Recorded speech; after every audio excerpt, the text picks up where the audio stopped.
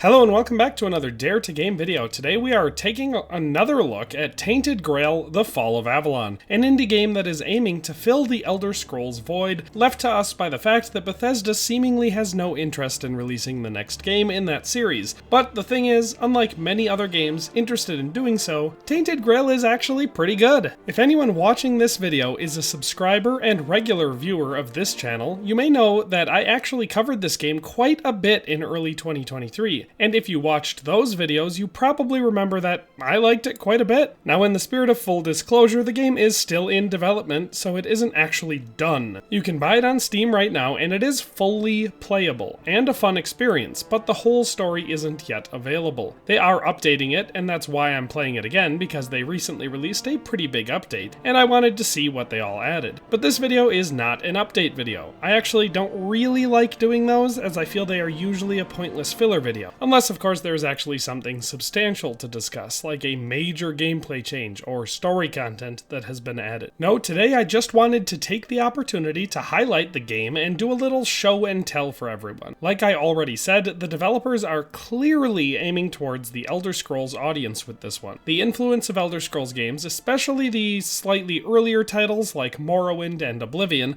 are obvious here. I also get a kick out of how you start the game out in a dungeon. It mirrors Oblivion in so many ways, and immediately makes me very nostalgic. But just from a visual, story, and speech perspective, the game is very Elder Scrolls-esque. That being said, it isn't a ripoff or anything, it is actually based on a board game. Tainted Grail, The Fall of Avalon is a captivating board game that transports players to a dark and mysterious rendition of Arthurian legend. Set in a grim and foreboding world where the land of Avalon is on the brink of ruin, players take on the role of unique heroes on a perilous quest to uncover the secrets behind the weirdness, a malevolent force corrupting the land. What sets this game apart is its intricate narrative-driven gameplay where each decision you make carries weight and consequences. As you journey through the beautifully illustrated and immersive game world, you'll face difficult moral dilemmas, engage in strategic combat, and explore a richly layered storyline that evolves based on your choices. Whether you're battling grotesque creatures or delving into the deep lore of this twisted Arthurian realm, Tainted Grail offers an unforgettable experience that combines exploration, strategy, and storytelling, making it a must-play for fans of dark fantasy and board games alike. In Tainted Grail, you and your fellow players must work together as cooperation is key to unraveling the mysteries of Avalon. Each hero has their own strengths and weaknesses, and your decisions will shape not only your character's fate, but also the outcome of the entire island. With its deep thematic immersion, stunning artwork, and intricate gameplay mechanics, Tainted Grail: The Fall of Avalon is a journey into darkness and redemption, promising hours of thrilling adventure and moral dilemmas that will keep you on the edge of your seat, eager to uncover the secrets that lie within the twisted yet captivating Arthurian world. And the thing is, this game is pretty much exactly like that. Well, almost exactly. The board game is designed to be played with friends, and the video game is, at least to the best of my knowledge, single player only. However, other than that, it is pretty spot on to the board game, in what matters at least. The story is the first thing that really grabbed me, both as a fan of open world RPGs and, of course, Arthurian legend. I was immediately interested in unraveling the mystery of this game. You start in prison, but you're rescued and given a bizarre mission, that mission being to kill King Arthur. Now, this could be a straightforward mission of regicide, however, the twist is, in this world, King Arthur is already dead. In fact, he has been dead for over 600 years. But this is where the plot thickens, my friends, as we are told by Caradoc, the man who freed us, that every time the island of Avalon is in danger, people in Camelot, spelled with a K, bring King Arthur back from the dead to fix it. But here's where the mystery comes in. Why would Caradoc want to kill King Arthur? If he is brought back to fix things over and over again, wouldn't that suggest that he is at least a force for good or stability? Unless everyone has forgotten that he is some sort of a bloodthirsty tyrant, which seems unlikely,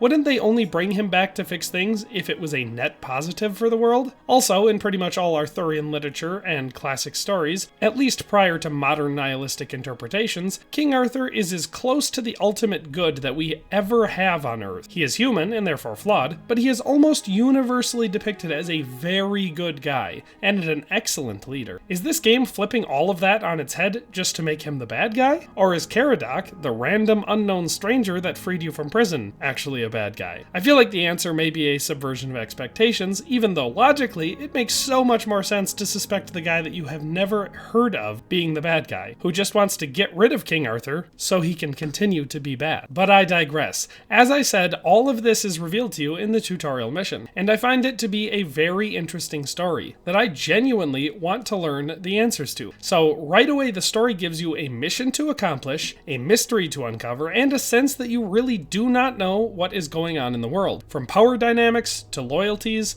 to actual good versus evil, you really have to figure out pretty much everything as you go. But these are all good hallmarks of a solid story. It's not hidden in breadcrumbs. There is a normal narrative flow. You can supplement this with books and letters that you will find, but just playing the missions and talking to people will answer your questions in a fairly organic way. They also nailed the setting. It is supposed to be dark fantasy, and although a lot of games claim that descriptor, I find most of them miss the mark. But this game really nails it. It is gruesome and dark, violent and dangerous. It has enough elements of confusion, darkness, disorientation, fear, loneliness, and isolation to make the game border on horror, but only at times. At other times, you may be casually running through the countryside as the sun shines and you swing your broadsword without a care in the world. The variety in setting and tone is done so well that it never feels jarring with the narrative, and it blends so well that you may even develop feelings of comfort at times,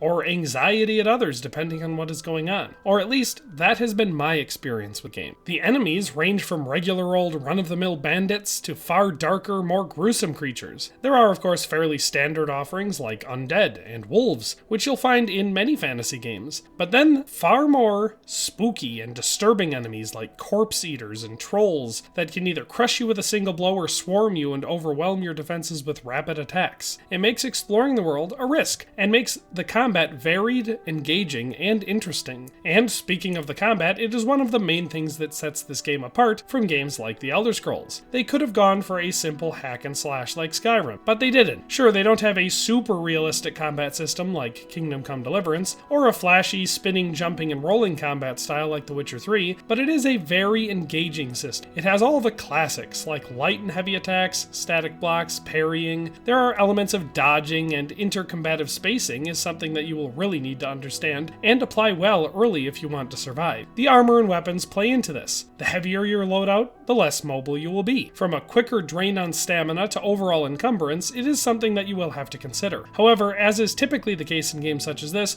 you will need to balance your mobility with your durability. The heavier your armor, the more punishment you can take. And trust me, most enemies in this game can really hand out a wallop, so it isn't something that you just want to shrug off. You can fight with magic, one-handed weapons, two-handed weapons, and bows. The game does include a stealth system that is fairly intuitive and works fairly well, but it isn't really fully fleshed out yet, so it would be hard to recommend a stealth playstyle such as an assassin build. But that does work as a segue into the next topic, which is builds, or more accurately RPG elements, which this game does very well in my opinion. You level up by gaining XP, which you can get from combat and completing quests. You level up your individual skills by using them. If you want to level up cooking, archery, or athletics, you better start cooking, using your bow in combat, or running everywhere you go respectively. As you level up, you'll be able to put these points into attributes like strength, and you'll also get skill points to use within those attributes to make gameplay differences, like the skill that allows you to carry more weight. I think the system is great. It offers freedom and a feeling of advancement without being cumbersome or needlessly complex like many games. The characters are all fairly interesting and compelling enough that it doesn't feel like a chore to talk to anyone or to help them out with their problems. A nice thing with NPC interactions in this game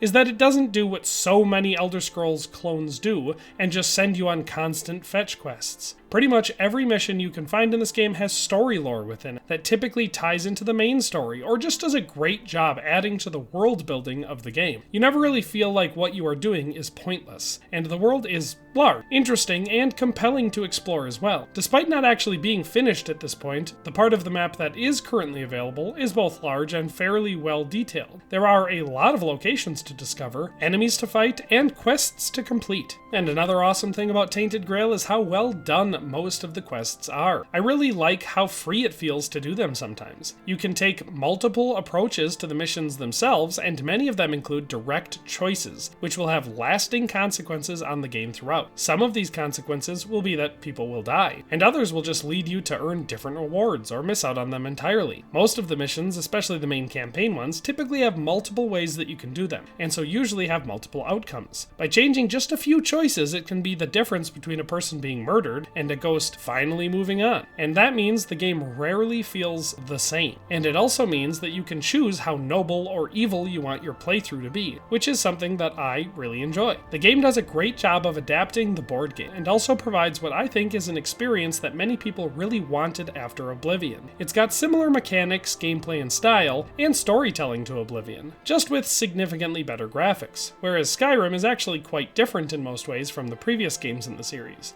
I think anyone out there who hasn't tried Tainted Grail and is a fan of open world games, especially games like The Elder Scrolls, should definitely give this game a try. It's a ton of fun, and the devs are constantly working on it and releasing patches, content, and updates to make what exists in the game work better, and what hasn't been adapted yet possible by laying the foundations early. But that is all for today. Hopefully this video finds you well and made sense. This game is actually one of my favorite games of the last year or two, and I hope more people try it and love it. And that is the only way an indie studio like this will actually finish the game. But in any case, thanks for watching and have a nice day, and I'll see you next time. Thanks for watching another Dare to Game video. If you like this video, please leave a like and a comment. If you haven't already, be sure to subscribe to the channel. If you like my content and would like to support this channel, consider becoming a member today for as little as $1.99 a month. It makes a huge difference. But in any case, thanks for watching and have a nice day. I'll see you next time.